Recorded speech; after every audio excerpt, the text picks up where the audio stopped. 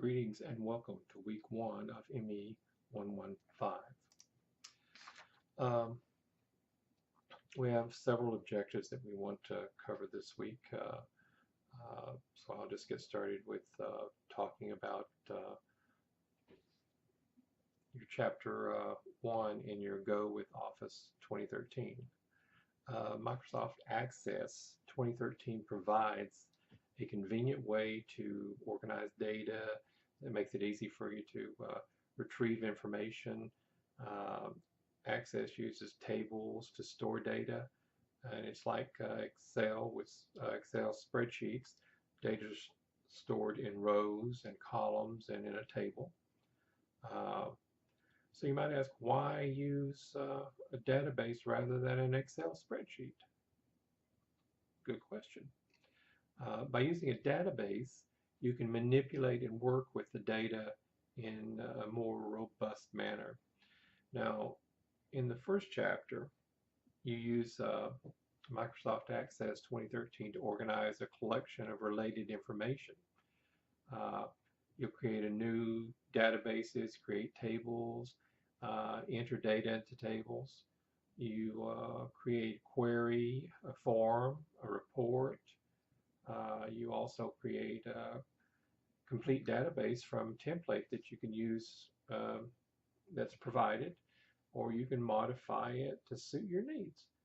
You can also learn how to apply good database design principles to your Access database and to define structure of a database. Excuse me.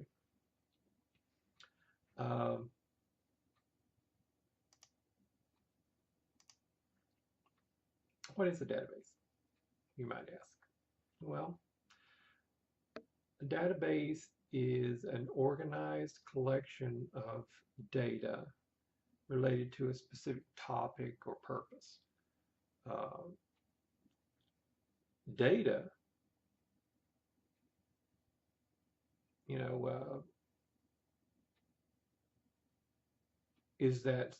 is whatever you input is the specific geared towards a specific topic. The information that you input is the data, and it's organized in you're putting it in a useful manner. Your contact list is a type of database because it's a collection of data about one topic, the people with whom you communicate. A simple database of this type is called a flat database because it's not related or linked to any other collection of data. There's also a more sophisticated type of database. We call this relational database. Relational database is so called because multiple collections of data in the database are related to one another. An example, let's say data about the students, the courses, and faculty members at a college or university. Well, in Microsoft Access 2013 is what we call a relational database management system. It's referred to as DBMS, which is software that controls how related collections of data are stored, organized, retrieved, and secured together. Tables are the foundation of any Access database because of all the data stored in one, two, or more tables. The table or a table is similar in structure to an Excel worksheet because data is organized into rows and columns. Each table is a record of something. Defining record, record is all of the categories of data pertaining to one person, place, an event, or even a thing or idea. And each table column is what we call a field, or a single piece of information for every record. Now, when organizing the fields of information in your table, break each piece of information into its smallest, most useful part. For example, uh, create 3 fields for the name of a student and 1 field for the last name, 1 field for the first name, and 1 field for the middle. So you've got those 3 fields together. Um,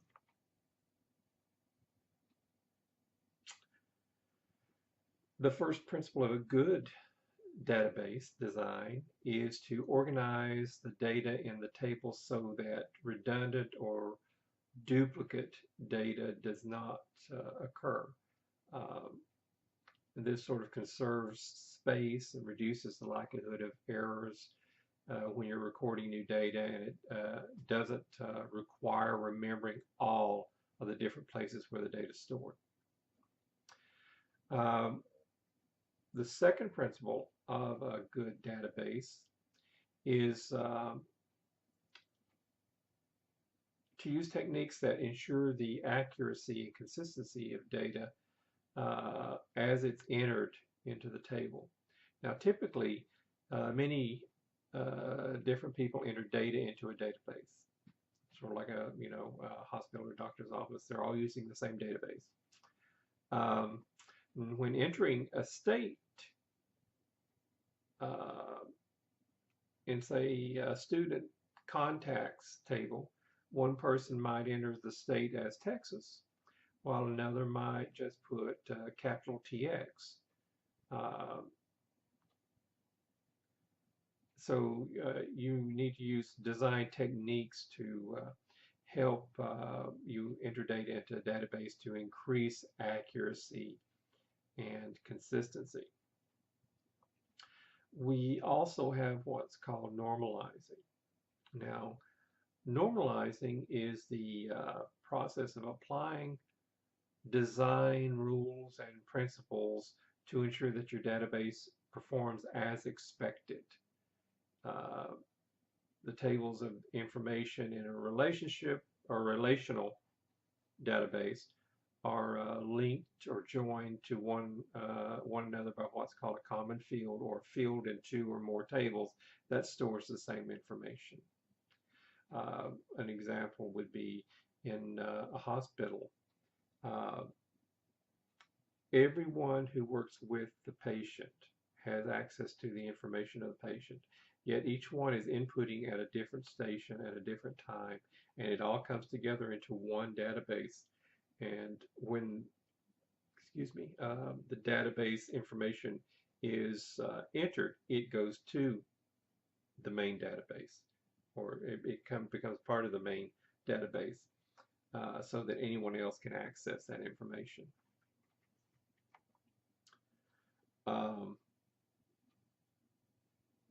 There are 3 methods to creating a new access database. One method is to create a new database using a database template. Now, a template is something that's pre-formatted and designed for a specific purpose. Second method is to create a new database from a blank desktop database. Blank desktop databases stored on your computer and other storage device. It has no data, has no database tools, and you create the data and the tools that you need to go with it. A third method is to create a custom web app database, and this is from scratch by using a template that you can publish and share with others on the internet. Regardless of what method you use, you've got to name and save the database before you can create any objects in it. Objects, you might ask, what are they? They're parts, the basic parts of the database. They're created to store your data, to work with your data, to display your data. And the most common database objects are things like tables, queries, forms, and reports. And think of Access databases like a container for the objects that you create.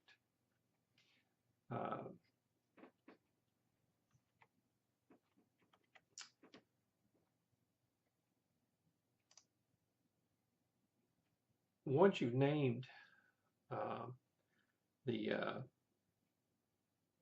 database, the next step is to consult your database design plan and then create the tables for your data. Limit the data in each table to one subject.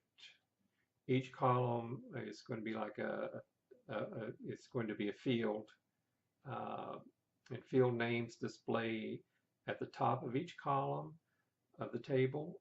Each row in the table's a record or all of the data pertaining to that one person, one place, thing, event, or idea. Each record is broken up into its smallest usable parts, and these are the fields. Useful, meaningful names for fields would be like, first name, middle initial, last name. The table displays in a data sheet view, which displays the data in columns and rows similar to the format of an Excel worksheet. Another way to view is in design view, which displays the underlying design or the structure of the table's fields. And then you have what's called an object view. This displays the open object. A new blank table is the only object that displays in a new blank database. Therefore, you have to, before you've named the table, the object tab displays a default name of like table 1. Access creates the first field and names it ID, and the ID field, Access assigns a unique sequential number to each record that's entered into the table. A database or a data type defines the kind of data you can store in a field, such as numbers, text, or dates, and how those dates are written out. A field in the table can have only one data type. The data type of each field would be included in your database design. Many database designers don't use spaces in field names. Instead, what they might name a field last name together, capital L, little AST, capital N, AME with no space, or L, N, AME. And then create a caption for the field so that it displays the last names in the tables, forms, or reports. In the interfield properties dialog box, you can also provide a description for the field. Let's say a new contact list is not useful until you fill it with names and numbers. So likewise, the database is not really useful until you populate it by filling one or more tables with data. It's kind of interesting, isn't it? How this works and how it all comes together. Now, you can type records directly into a table. You can also import data from a variety of sources. Importing the data is the process of copying from one source or application and bringing it to another. For example, you can import data from a Word table or an Excel spreadsheet into Access database because the data is arranged in columns, rows, similar to data sheet view. To add on data to your table from an Excel spreadsheet, you can append the data. To append data, the table must already be created and it must be closed. Very interesting, isn't it? The path to the source file the file that's being imported, displays in the file name box. Now there are three options for importing data from Excel spreadsheet. Import the data into a new table in the current database.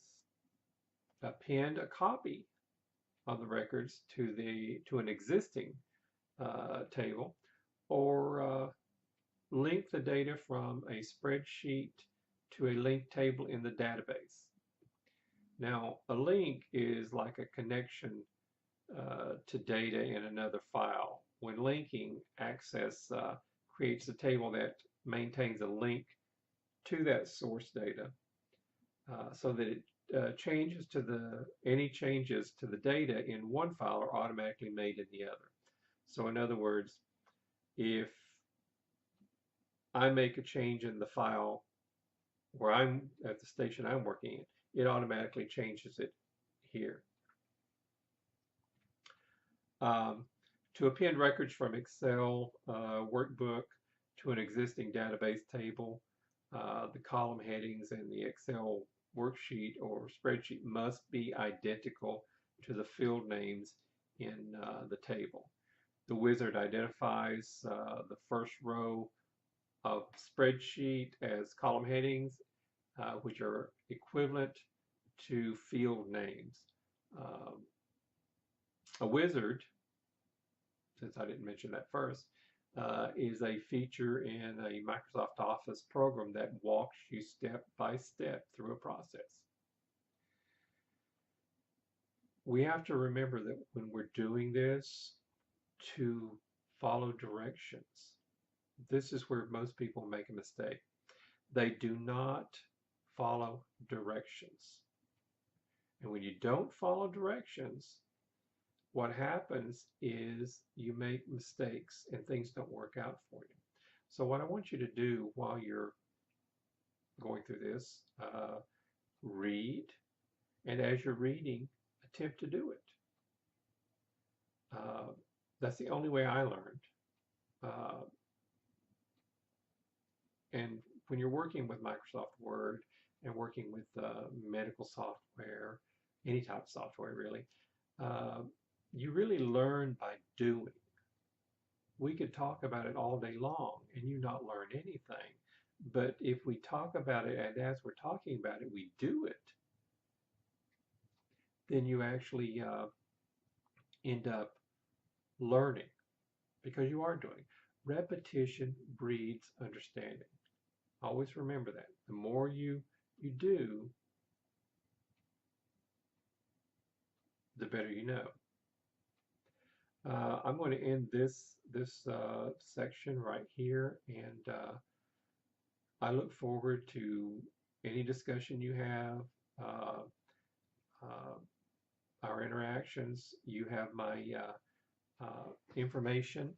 You can contact me, and as I said, I look forward to helping you in any way that I possibly can. And keep in touch with me, and try to make sure that you have everything in on time every week. Since this is the weekend, I'm going to say have a great weekend and happy studies. Thank you.